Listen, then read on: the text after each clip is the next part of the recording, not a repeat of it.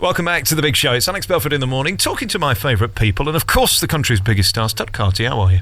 I'm very well. How are you? I'm all right. Are you stalking me or am I stalking you? This is getting very regular. I'm not sure. Maybe we're doing a bit of both. If I stalk you in the north, you can come and stalk me in the south. Well, last time we spoke, you were in Leeds with Spamalot. I'm talking to you today in Manchester. You're going up and down the country, and then you're in Bradford coming with the show. Are you bored yet? I'm not bored. You know why? Because it's so silly. I think if I was doing a heavy Shakespearean tragedy or something like Les Mis, then I would have definitely booked my place at the Priory by now. But I'm not. And the overture comes up, you get to sing Always Look on the Bright Side of Life, and there's something each time. Listen, I'm away from my kids and touring all over the whole of the UK, but as soon as that overture kicks in the first half, everyone's ready, and I mean, you've seen the show yourself, so it's very, very silly, and listen, there'll be a time when we have to put it to bed, and that will be sometime this year, but for the moment, I'm hanging on in there, and I'm still clunking away on my coconuts. What's your life like? Because I find hotels unnerving and different cities unnerving. How do you just manage to fit in and make your life normal around all this chaos around you? Well, you try and choose different places. Like, so one week I might stay with a sweet little old lady who likes gin, and one week I might stay at one of the famous Premier Inn or Travelodge or whatever.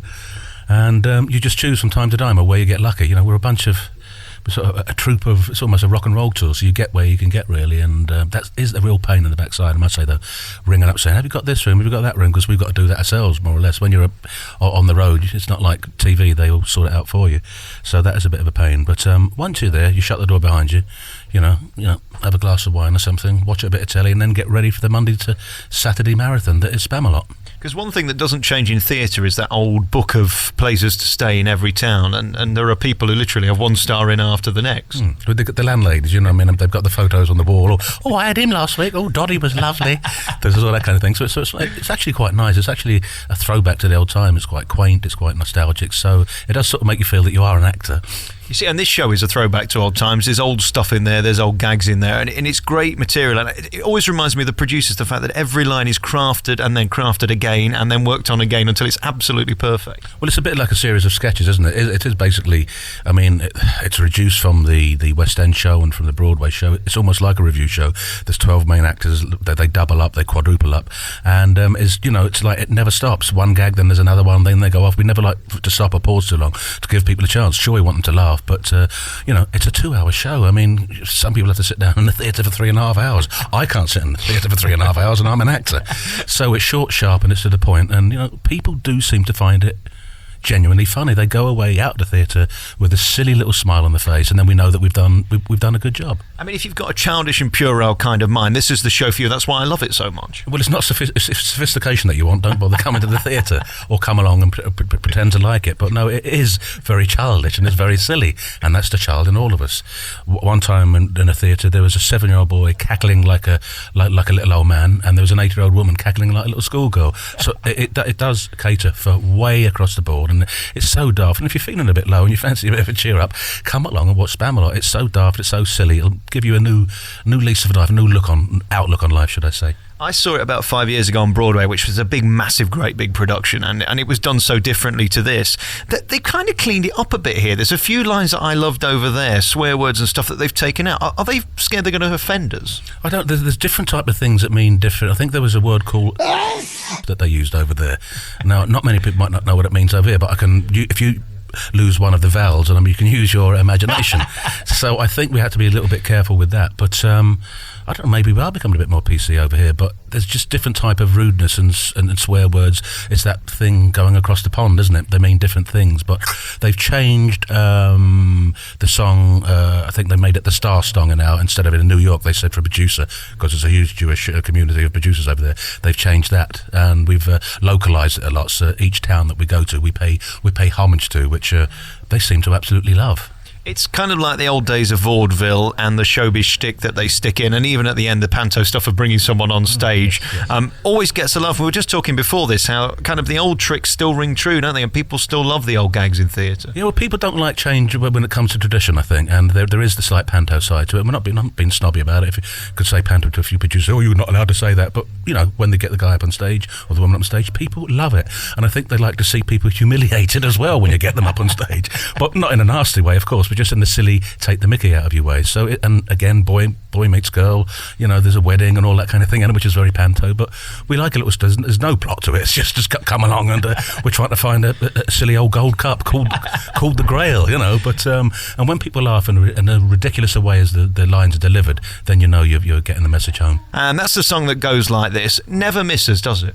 It doesn't. I mean, it's sort of repeated throughout the show a few times, and again, it takes the mickey out of divas and big musical numbers and loud, massive numbers, and I get to sing. I'll talk about me now.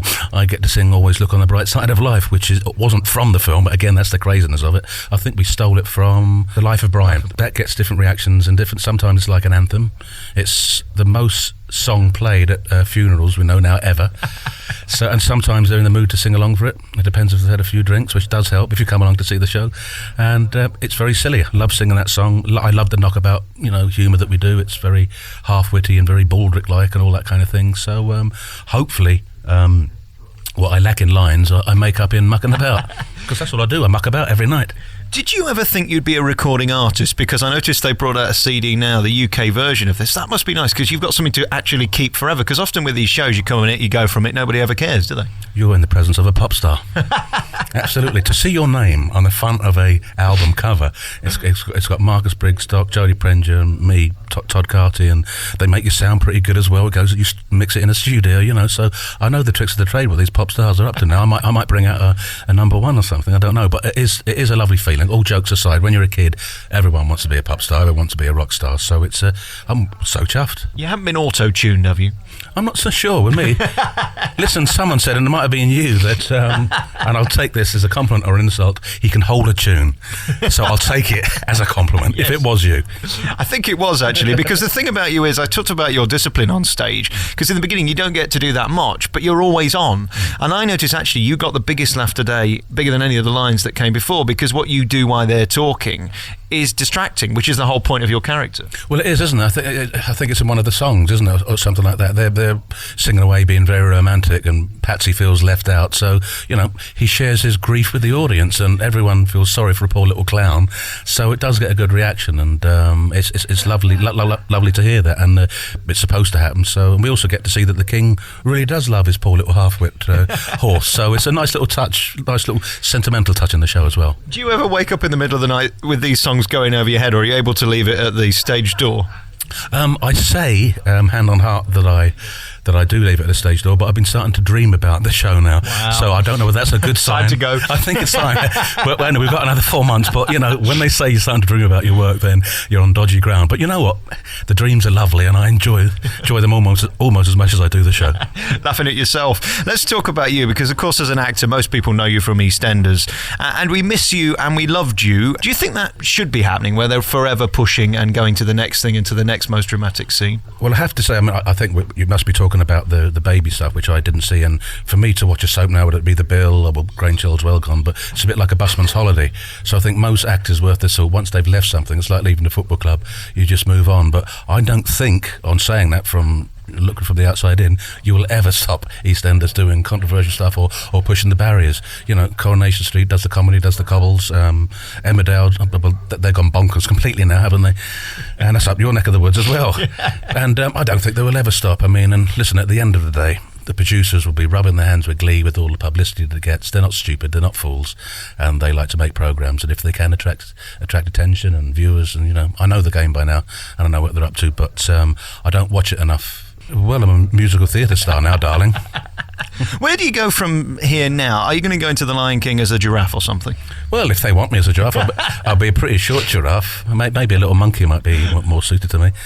But I directed my first movie last year called The Perfect Burger, which was a children's comedy horror, and loosely based on Sweeney Todd. But we thought, instead of throwing kids into pork pies, we'll bring the story forward 200 years and throw them into hamburgers instead. So that should be released later this year. I've had a screening last year in the West End in November, and it got a really nice reaction with some nice industry people who want to throw some money at it, and BBC are interested in it. So we want to do a sequel to that and a series of 6 or 7 episodes. It's a bit like Grange Hill on acid. You've never known anything different to this, really. Your life has been centred around show business, being famous. It's always odd, isn't it, when you're with other famous people and they get noticed in the street? Is that just normal to you because you've never known a life without being recognised? It's been that way since, I've been an actor since I was 4, a jobbing actor. Then a wonderful series called Grange Hill came along and completely changed my life. Before that, I could go to school in the tube, go on a bus, and all of a sudden, February the 8th, should we say, 1978, at 4:30, the famous music struck up its band and it came on, and after that it was a murder. Couldn't let it go anywhere. But it's the life I've chosen. I seem to have been in some quite nice profile shows, but I can't really complain now after 30 years. Did you miss anything? Was there anything in your life that you've missed because you were too busy being Mr. Showbiz, being on the telly and being a star? The only thing I did miss as a kid going to auditions was things like sports days or outings and things like, and Sod's Law. Your agent had said, that sports day you want to go to tomorrow, Todd? I said, yeah. Well, you can't go because the producers have just offered you the job. And I had to make a decision then as a young lad, what do I want to do? A lot of actors go by not the wayside. They don't want to continue as an adult, and I always wanted to do that. And I was such a lucky little bleeder to get the work that I thought even then I should take this job, and I'm obviously so glad I took Grange Hill because that turned everything around for me. So no regrets, maybe just missed the odd kiss behind the bike shed, but I made up for that a few years later. You've been so blessed through EastEnders especially and things like that, and the people you've grown up with as well on Grange Hill. Learning from the best, is that the key to still being here? Because what you've achieved is really exceptional. The fact that some 45 years since you were born, 100 years, how old are you now? You're still here and in business. Still doing it, still keeping it going. My agent said when I was young, she said, try and acquire something that's called, it might not be in a dictionary, but I think it is now, it's called stickability. And she said, stick at it, and keep persevering. Never say die. Just keep going, and that's what I've all done. And sometimes it is about being in the right place at the right time. But if you work hard enough and you get on with people, then surely the law of averages is that you should be able to pick up some nice little numbers. And I picked up some nice little numbers. And of course, you've seen the business change. In the old days, it was old-fashioned show business where your talent was most important. Now you get your knockers out on TV and find yourself a millionaire. Does that bother you, or are you happy just to live the life you are on the stage, on the telly when that happens, and producing your films? Well, I have to, because it's all that I know. I doubt you'll see me, on Britain's Got Talent, but juggling or doing something like that, but you never can tell.